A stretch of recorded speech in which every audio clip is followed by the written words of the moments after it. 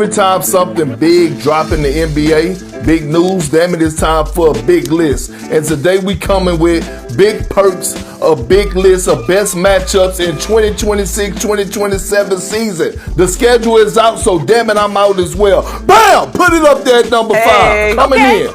The Cavs and Knicks. The Cavs had some of the most embarrassing moments in the Eastern Conference Finals in NBA history. The collapse in Game 1, the comments by Kenny Atkinson, the way that the Cavs gave up on possessions, the embarrassment, and they chose to stick with their core group and run it back. I'm looking forward to this.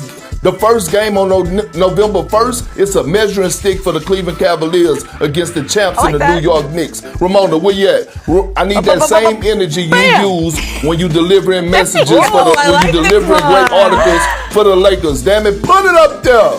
The Spurs and the Knicks. They got embarrassed as well, and I'm talking about the Spurs on the big stage when Wemby was supposed to take it home. David versus Goliath, and all of a sudden, little Mighty Mouse, big body Brunson came out victorious. Epic Games 5 performance on the road to close them out and send them home.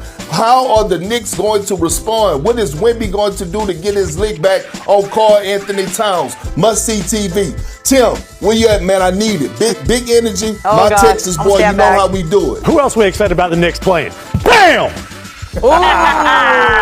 Yeah, the return of the king. The Lakers said we good. We got Luka. Okay, Bron took his talents to Philadelphia. I want to see what happened on Christmas Day. That's the only gift that I need is watching these two teams play and see how LeBron James come out. I know the Lakers they got a new ownership group. JJ Redick and LeBron are close friends. I want to see the battle of that IQ as well. Vanessa, where you at, girl? H-Town, stand up. You know how we do it down here in H-Town. We do it big. Let me see your energy. Bam! Ooh, okay. Spurs and Thunder. Like Chet Wemby. I need to see it. Western Conference Finals matchup. I need to see if Chet been in the weight room. I need to see if SGA is ready to perform against that backcourt and that pesky defender Stephon Castle. I need to see all that. I need to see the Thunder healthy with Jalen Williams. And coming in at number 1. Bam! Put it up there. Ooh. Y'all know what it is. Jason Tatum and Jaylen Brown. Celtics and 76ers. Bob Myers and Brad Stevens. Mike Gansky pulled off the trade, got Jaylen Brown, and now all of a sudden we got these two guys that won a championship together. It's going to be looking each other in their eyes and ready to smell each other cologne. So damn it, the season schedule came out today. So a big perks list come out today as well. Best matchups of 2026-2027 season. Right. It's going to be a movie. Well, I think they're going to have one of the best offensive teams in the league. They still have one of the best offensive players in Luka Doncic. They got enough offensive firepower to win games in the regular season. There's only 4 teams in the Western Conference that I feel like that are better than them on paper. The Nuggets, Spurs, OKC, and the Minnesota Timberwolves. Outside of that, they're right in the middle of the pack. But here's the thing, Tim, you know this, the middle of the pack doesn't mean nothing to the Laker fan base. I don't give a damn if it was Jesus Christ owning the Lakers. It would still be the same standard, meaning that it's championship or bust. And so now you start this new era of the official era of Luka Doncic has officially started, and now he's on the clock because the Laker fan base, they're spoiled. You know, they're built on championships. Well, I know y'all all familiar with the classic movie about Martin Lawrence. It's a thin line between love and hate. Damn it. That's the first thing that comes to mind when I think about Jaylen Brown and the Boston Celtics, because we know he loved the community. But you can't sit up here and tell me that it's not hate when it comes to this organization and the way things ended. And thinking about him going back to Boston, facing Jason Tatum, him and Jason Tatum not communicating, him and Jason Tatum somewhat the same size, playing the same position, I'm here to tell you, Jaylen Brown ain't ducking no smoke. And 9 times out of 10, he's going to be guarding Jason Tatum. Do y'all remember when when Kevin Durant went back to OKC? Do you remember the noise talking between Russell Westbrook and Kevin Durant? That's what I'm expecting on the floor between Jason Tatum and Jaylen Brown. Those two guys are going to want to tear each other heads off, and rightfully so. When you talk about one of the best individuals I ever been around, loving, caring, and I haven't spoken to Russ in a minute, but I got real love for Russell Westbrook, his entire family, Mama Westbrook, OG Westbrook, his brother Wade Westbrook, Nina, and our entire kids, their children as well. But Russell Westbrook on the floor, when I first got to Oklahoma City and I played my first game, Scott Brooks called me in his office and he said, let me give you a breakdown real quick of Kevin Durant and Russell Westbrook. Kevin Durant is our best player, but Russell Westbrook, Perk, he gives us swag. And as I start to play games with Russ, he had that same competitive edge as Kevin Garnett. Out of all the people I played with, those two guys stand out the most when it comes to leaving it all out on the floor every single night, every single practice. When you got off the bus on the road and you're walking into a visiting arena, you have a certain type of swag walking into that locker room when you know you're getting off the bus with Russell Westbrook. That's the type of guy he is. And player-wise, when you look at his resume, to me, top 10 greatest point guard of all time. His resume speaks for itself. First ballot Hall of Famer.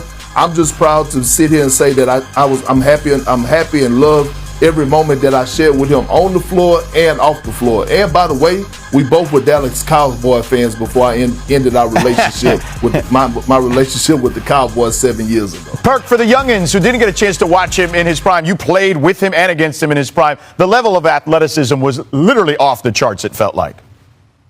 I mean, and listen, a lot of people, you could argue and debate in the barbershop or wherever you go about who was the most athletic point guard to ever play the game. And some people may say Derrick Rose. I say Russell Westbrook. And athleticism, yes, as far as his explosiveness to the basket, the way that he's able to push the rock, but also anything else he was able to do, the block shots, like those type of things. And when you think about him averaging a triple-double in 4 seasons of his career, that has never been done. And Russell Westbrook, not only should he have his jersey retired in Oklahoma City, but he should have a statue out there as well, because after SGA, Russ, in my eyes, is the second greatest Thunder of all time. I love Perk. The Knicks are going to have their hands full if they're going to go back-to-back in the NBA Cup, let alone in the NBA Finals. What do you see as the biggest challenge for the Knicks as they try to be the first team to repeat in 9 seasons? Well, it's going to come down to the sacrifice and the togetherness. That's going to be the biggest thing. I remember in 2008 when we won it the year afterwards, after you were getting all your flowers throughout the course of the summer and the off season, and everyone is telling you how important and you was the key and you was the factor. You walk into training camp with that mindset. And the hardest thing about repeating is having to have everyone all in again and lose themselves in the team. Because, certain guys may come in and they may want to play for a contract. Other guys are coming in and they may have an agenda of, trying to accomplish an individual goal. So the biggest thing is making sure that everyone stays in the mindset of losing themselves in the team and staying together and sacrificing. That's the hardest part. I remember when we won it a year later, Danny Ainge was like, hey, Perk, we want to offer you a contract extension, but the numbers were the same. And I said no. Next thing I know, I was traded up out of there to Oklahoma City. So it's part of it. It's part of it, but that's the hardest part. And that's why one of the reasons we haven't seen a team repeat in the last 8 or 9 years. All right, let's start. Russell Westbrook. Dave, you got a chance to cover him recently when he was with the Lakers not too long ago. What are your thoughts on Russell Westbrook's career? I just think back to like a Paul Bunyan-esque statistic that 1961, 1962, Oscar Robertson averaged a triple-double. And growing up as an NBA fan and even covering the league for the first 15 years or so, you think no one could ever do that. And then 2017, Russell Westbrook does it. And that's an incredible accomplishment that he has, the all-time leader in triple-doubles, an MVP, and a guy who had some major moments in this league. I'll say this. I covered him at UCLA, and he was this lightly recruited guy, from L.A. He's this. We know him as the MVP. We know his accomplishments, but this man made himself into that. Nothing was given to him. And Dave, you know him. Well, that he put so much effort into every single second he was on the court. I don't know if I've ever seen a guy play harder. Yeah, agreed. Play harder, and in this era, when we talk about load management, we talk about guys playing or not playing. Russ did not load manage. Not at all. Russ was out there giving every single bit of himself to this game. DDS, what is the thing you'll remember the most about Russ? Just what they were saying is effort, intensity. A dude who the definition of getting it out the mud is Russell Westbrook. And I think that when you talk about the last few years, I think he kind of got underrated based on what these last years. Like, this dude was maybe the most exciting, explosive player in the league in his prime. That triple-double is absolutely something I think has been sort of devalued over these last few years. But for him to do that was monumental. And let's not forget when he got that MVP. Kevin Durant had left OKC. They were a team that everybody had discounted, and he went there in sort of a revenge tour and got an MVP with that team. Like, Russell Westbrook is as real as it gets in this league. Think about the 2020 game where he shouted out Nipsey Hussle. That is Russell Westbrook in a nutshell. One of the realest dudes the league has ever seen. Yeah.